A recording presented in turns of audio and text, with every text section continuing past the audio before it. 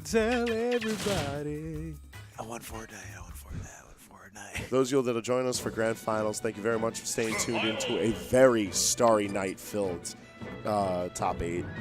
You got Hangman, you got Lean, you got us bringing in the Grand Finals as Dabuz looks to defend his spot in winner's side, and E looking for that hot reset coming up through a bracket full of Rosalinas.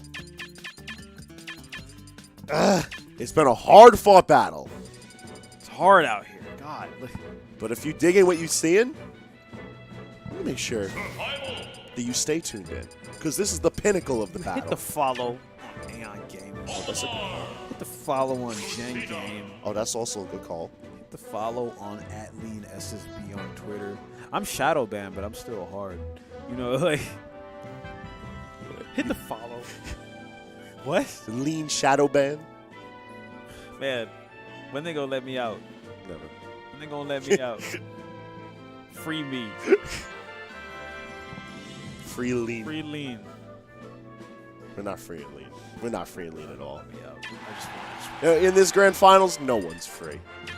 By the way, remember a little bit ago, I told you there was tons of roses, but they wouldn't be here in top 8. Oh! Olimar and Pikmin bring us into the Grand Finals against Mr. E, a terrorizing matchup against E. What the heck is going on? This is a character that time and time again has stopped E in his path of taking sets off of the Buzz. Do you think we're going to see a reset or no?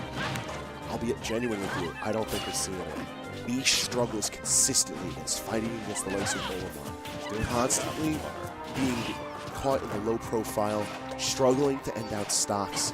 You can't contest in the air because the Pikmin are constantly acting as ways for Buzz to build up damage freely, to assert stage control. So many methods of Dabuz being able to fight back his opponent without ever giving an inch of control, all the while staying hyper-mobile. Oh, that was a nice bait.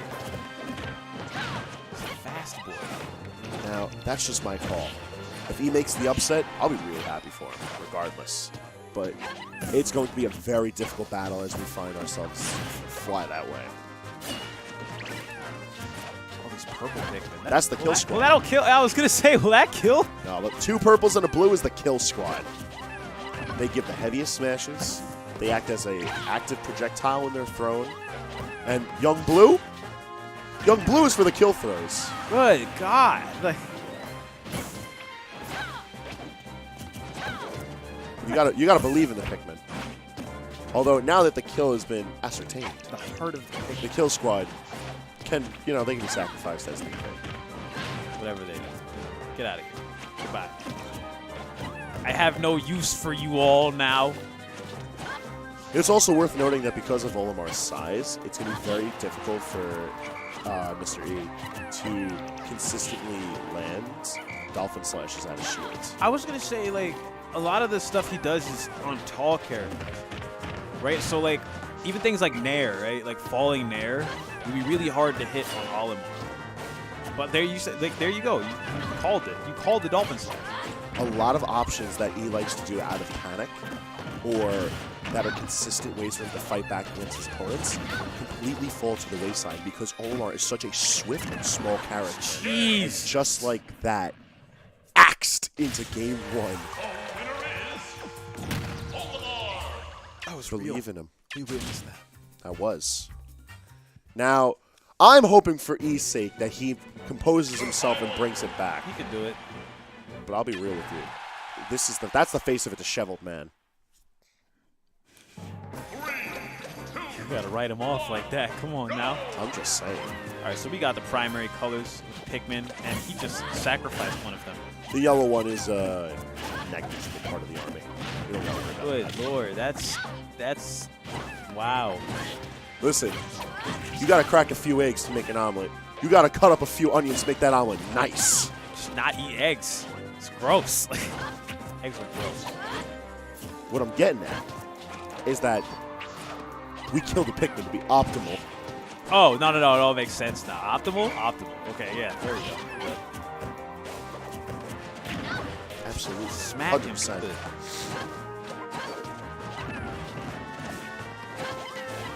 It's going to be a whole lot of that. Now, You can argue that the wave of Rosalinas that brought us to this fight may not have been the most exciting for some viewers. But those waves of Rosalinas prepared you. They hardened your nerves of steel for being able to witness world-class patience and camping from Olimar. Like, y'all thought that was just a Rosalina special? No. That's just a grand aspect of the Dabuz toolkit, and you're going to see plenty of that out of Olimar. Dabuz's tag BTS. Is he like K-pop? Yeah. Word? Yeah, that's also what Red Velvet's for. Huh. Yeah. Interesting. There you go. You learned today. Ah! I was scared. I mean, listen, Dolphin Slash out of shield's going to hit eventually, especially if Dabuz finds his way above the sword. Like, the air-to-air fighting is going to work, but it's also where it's at its most dangerous for Dabuz, because that's what happens. Dog fighting. Like X-Wing Commander Mr. E coming in hot. Oh, that noise. That noise. Look at the damage. How about that noise? 51! Wait, what? Like, wasn't he at 0?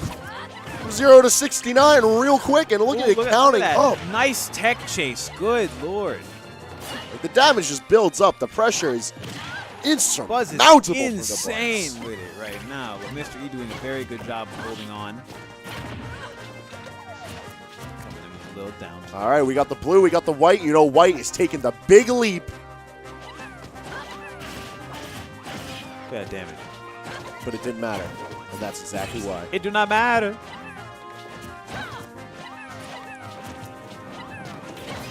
With blue at his disposal, you know that Dabuz is able to go for a kill throw if need be, especially with these percentages. Ah! He just chucking yellow at him. He didn't even need to.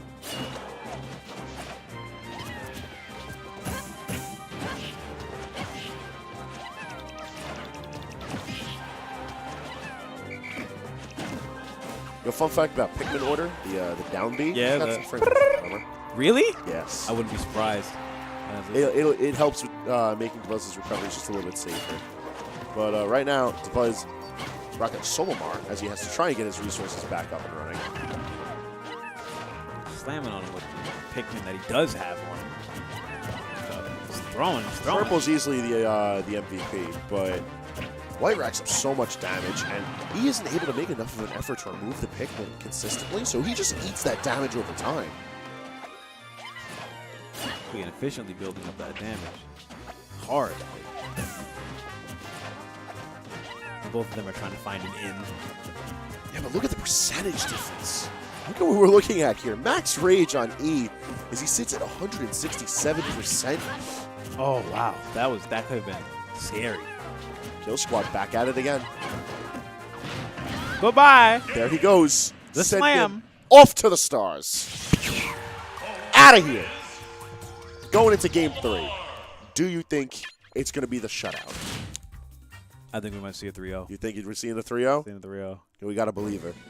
Press 1 if you believe in E, keeping this from being a complete wash. I want to see those ones. I want to see the belief.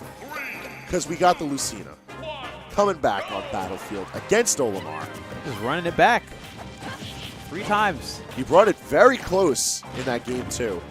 So you think he has a download now? Or he thinks he has a download now? He does think he's got the download, but the real question, is he able to prove that he truly has that download? Does he have the necessary information? Can you back it up? Can you back up your download? Or was your firewall on all along? Was it all a ruse?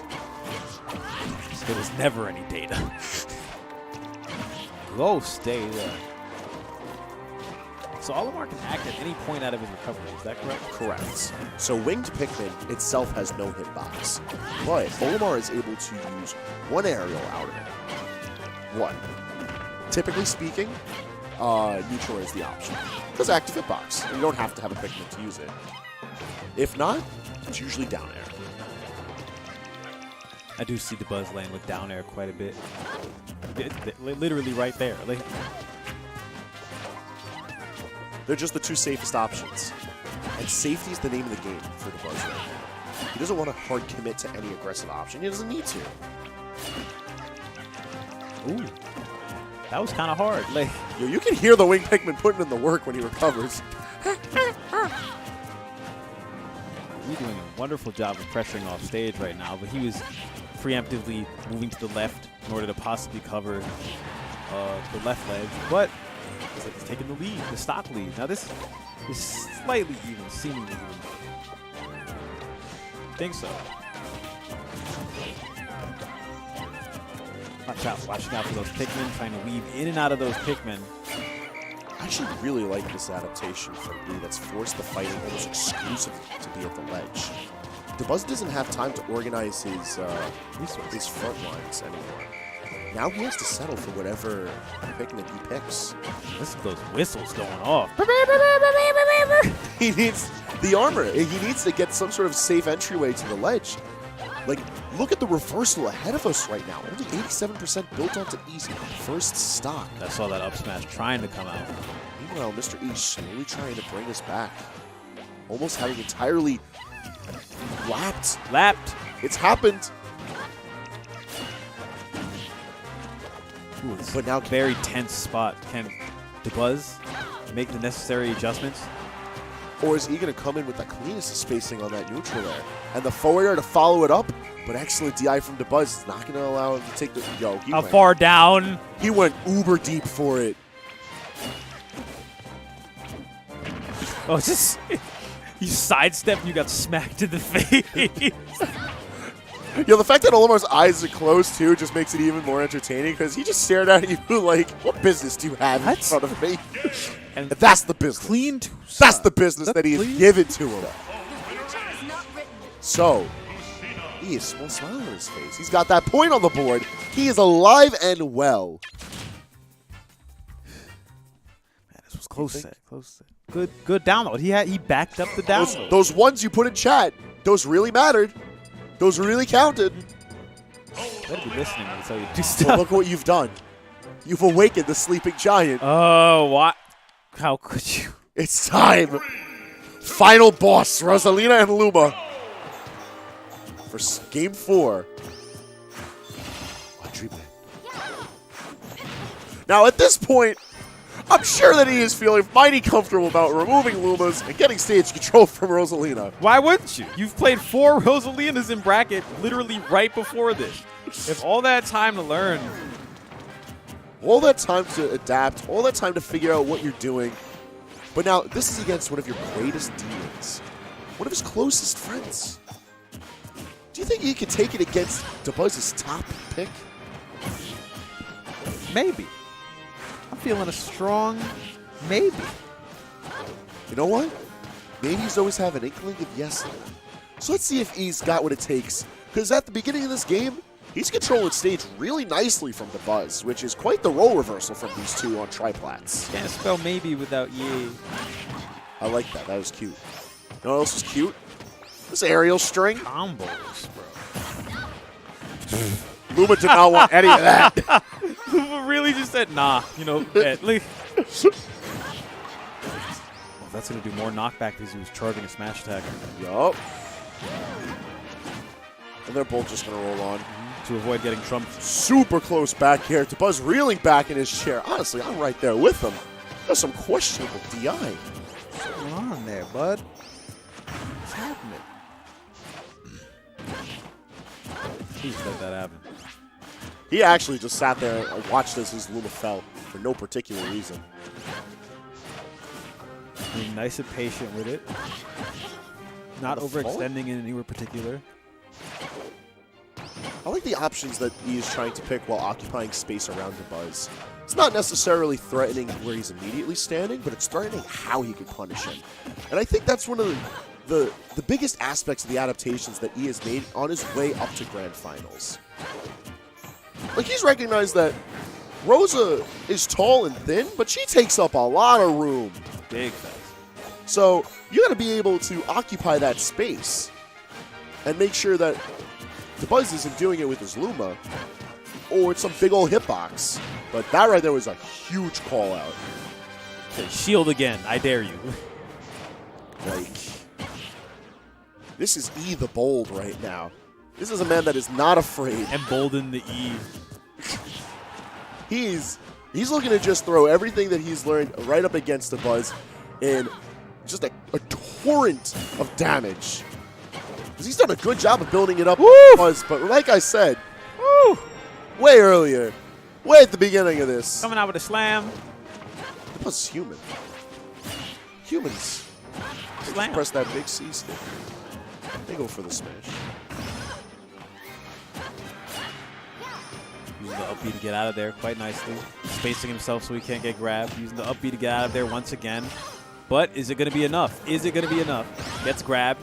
Gets the up B. Goes for the remix, but enough of those air dodges, keeping E safe. Look at all that. Really quick interaction. At the end of the goal, he is still alive. Oh! Oh, man, this Nair is covering the ledge perfectly. Good spacing. Oh, oof. He's fast enough to cover the high recovery. But will it be enough? I don't know, man.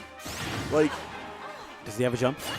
Dabuz playing with the fire No. right now, but it's all that he needs. Very close fought set, but Dabuz is going to be your champion of HYDRA. He leapt onto the Hydra's back.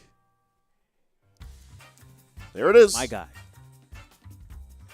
You know, It's a good set. It's a good set.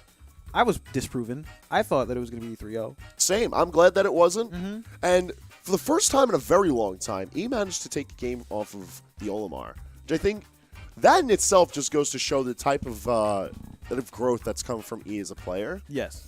Because sometimes he'll get frustrated and just flounder. Other times you'll see him play out of his mind. But it's really when you get to see him make those long-standing growths that really just goes to show that these players, no matter how good they are, they still have a ways to go. They still have so much to learn and to put into their play. There's always something you can do better.